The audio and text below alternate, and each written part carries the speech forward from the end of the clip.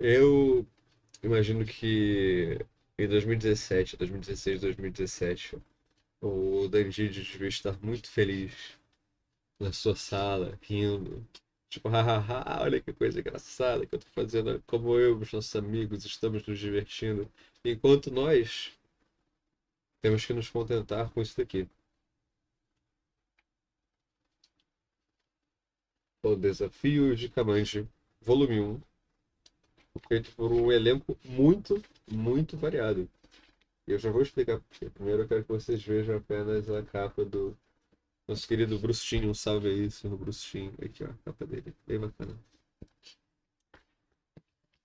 Mas para explicar, eu tenho que explicar mais ou menos o contexto de criação, que inclusive eu agradeço, eu vou ter que elogiar a Panini por eles terem colocado tipo, todas as informações editoriais, as conversas que estavam acontecendo e foram registradas no final de cada capítulo, explicando qualquer ideia, explicando a proposta, o funcionamento, as ideias e tudo. Eu agradeço, tem como se elogio a Panini, o editorial da Panini. Mas basicamente é o seguinte, eles iam fazer uma homenagem pro Jack the King Kirby, trabalhando o Kamandi, que era um personagem que o Danjiro fala que ele não ficou muito receoso de trabalhar por muito, muito tempo. Exatamente porque tipo, tinha muita gente querendo trabalhar com ele e ele falou, cara, vou dar uma segurada. E aí ele veio com essa ideia de tipo, pra homenagear o personagem e o Jack Kirby, a gente vai fazer o seguinte. Eu vou convidar roteiristas, desenhistas, coloristas, artes finalistas para fazer essa história. Eu vou sortear quem vai trabalhar com quem. E a proposta é o seguinte: eu, Kate Giffen e deixa eu ver mais quem que escreve essa primeira. É ele, o Kate Giffen. E eu não lembro de quem são os desenhos. Ele, o Kate Giffen e o Scott Hobbs vão escrever o pitch inicial. E aí vai ser misturado do Kamandi. Ele vai acordar. Ele vai no dia normal da vida do Kamandi e tudo. Aí é o lugar onde ele tá, que é tipo um banco, ele é atacado por homem chato, ele fica muito confuso, ele não sabe o que tá acontecendo. Todas as pessoas que ele conhece são robôs na realidade. Inclusive o Jack Kirby, ele é um robô nessa história. É, e aí ele tem que fugir, capturado e vai parar no meio de um coliseu pra lutar contra um gorila. E aí o primeiro capítulo acaba assim. Esse é o pitch inicial. E aí qual que é a ideia? Os roteiristas podem escrever a história do jeito que eles quiserem. Matando quem eles quiserem, trazendo os personagens que eles quiserem, fazendo o que eles quiserem. Cada um vai escrever um capítulo do jeito que quiser.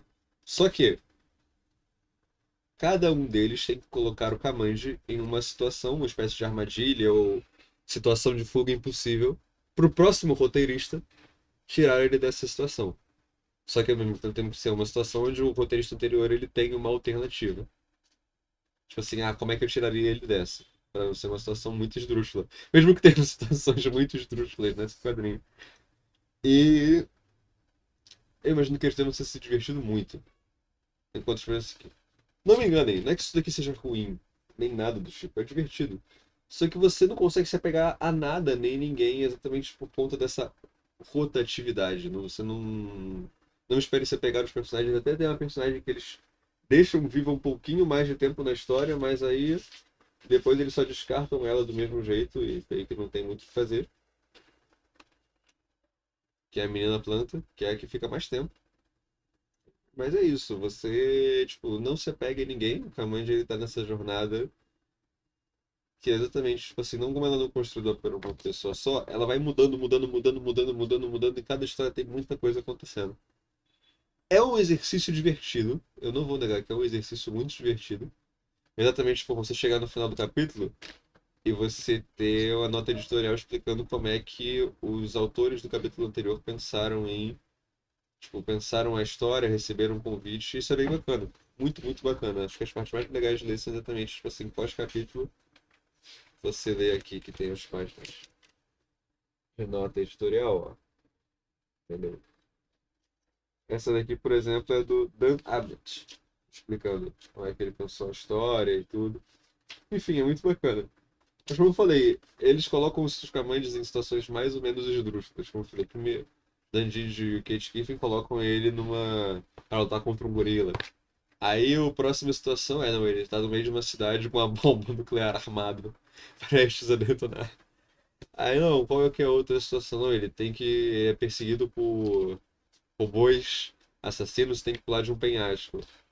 Aí ele pula do penhasco. E aí a próxima situação, agora ele tá preso igual o do King Kong. Eu sou amarrado assim como um jaguar gigante prestes a devorar ele. Aí, qual que é a próxima situação? Não, ele tá no meio de um torneio estilo Mad Max, no meio do deserto. Qual que é a próxima situação? Ele tá. Arrancaram todos os órgãos dele, ele tá no leito de morte sem órgão dentro dele. Qual que é a próxima situação? Ele tá sendo jogado dentro de uma turbina, de um urso mecânico gigante, entendeu? É muito divertido, porque você vê os roteiristas exercendo criatividade, exercendo engenhosidade aqui. Só que você não se apega muito à história, ao Kamanja, mas a graça desse quadrinho é exatamente você ver. Ai meu Deus, o microfone ele cortou por um segundo, eu espero que não tenha cortado muita coisa. Mas a graça é exatamente você ver esse exercício. Você vê o resultado, tipo assim, você vê o pitch, vê o resultado e depois lê como é que foi. Entendeu? É a graça disso daqui. O Kamandi não tem exatamente uma personalidade, até porque os autores, a graça é exatamente você pensar nessas coisas, nessas viagens, nessas confusões, do jeito que o Jack Kirby pensaria. E é, tipo assim, esse vídeo vai ser, eu acho que ele vai ser mais curto exatamente porque não tem muita coisa pra dizer sobre esse quadrinho. Os desenhos todos são muito bacanas, as cores também todas são bem bacanas. E a gente vai sendo introduzido nesse universo que eu tô pensando nesse título vai ser tipo se Planeta dos Macacos fosse bom mesmo, seria isso daqui.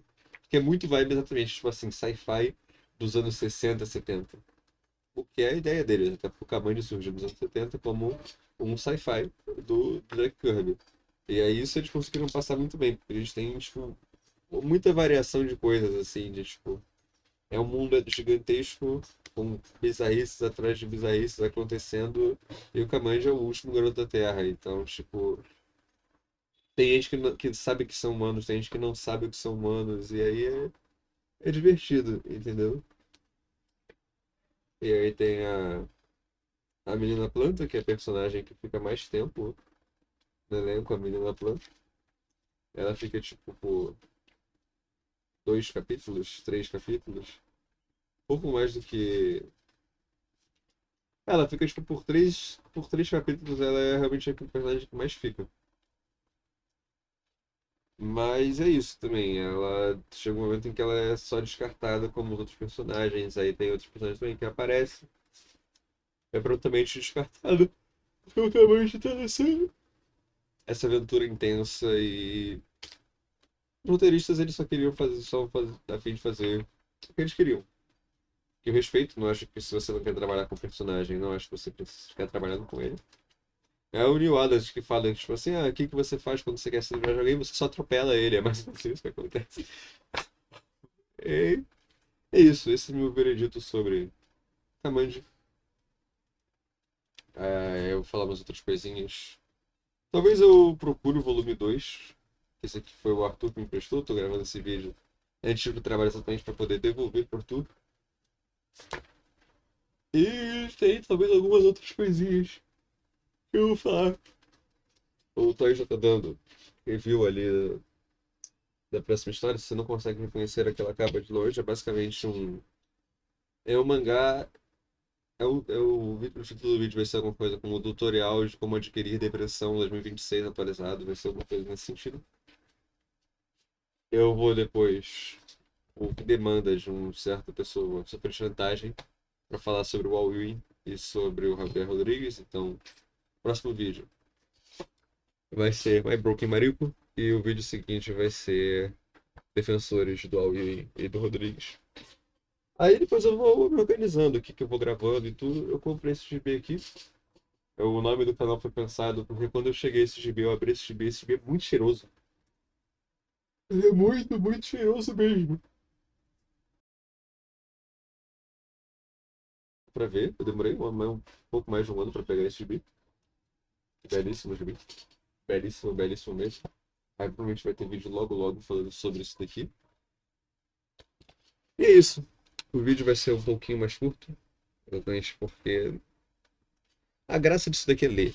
Entendeu? Então, se você quer ver um experimento divertido, é um experimento. Tratem isso daqui como um experimento divertido e uma homenagem. Porque ele funciona como um experimento e principalmente como uma homenagem.